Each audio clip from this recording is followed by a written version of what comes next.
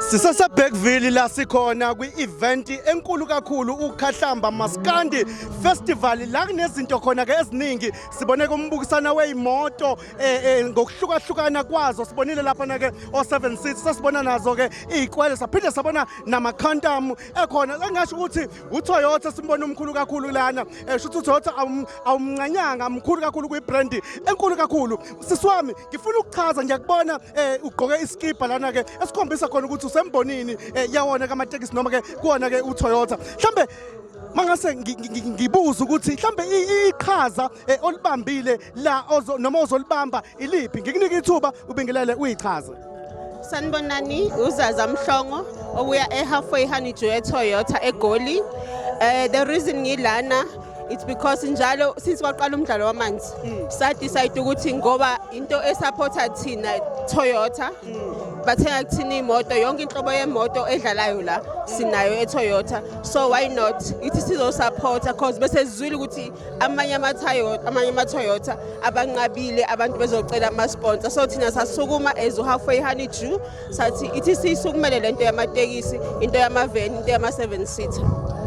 So masukuma asukumi nje kuphela senza sho ukuthi khona into esiza nayo njengoba ubonile nama car wash abawasha imoto bathole nama t-shirt siphethe namanzi ka halfway honeydew asigcini lapho kuningi esizokwenza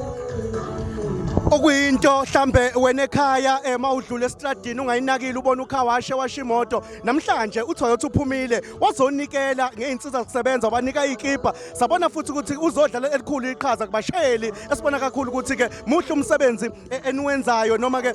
uToyota mhlambe kwezinye indawo nisazofika nibe nibone niqhubeka ngoba nomdlalo ngumdlalo engubona uhamba utrend ngalendlela esimanga kahle kahle lo mdlalo since saqala eMsinga besikhona empangeni besikhona njoba sikhona la eBergville, so wonke umdlalo wamanzi uzobona uzaza Mhlongo ubone neToyota halfway honeydew noma kanjani sohlala sikhona lapho because siyibonile into enhle mangabheka kahle imoto umuntu uyayithenga kithi udriver uyayinakekela ucar wash uyayigeza, so umsebenzi nje uyaqhubeka and uba muhle and uthi uqeda ubhadala installment sakho kube ukuthi nemoto yakho isaseyinhle inhle lento abayenzile yomdlalo wamanzi thina sayithanda. Okunye mhlambe ongachazela umbukele ekhaya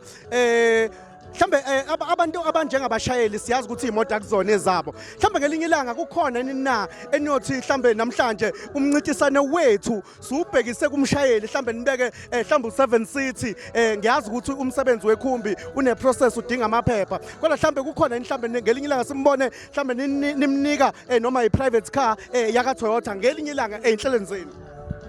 ezingisho ukuthi into enhle ngiyayibona iya lapho noma ngingafuni ukisho ngoba phela nami ngiyasebenza eToyota kodwa abelungu nabo bayayibona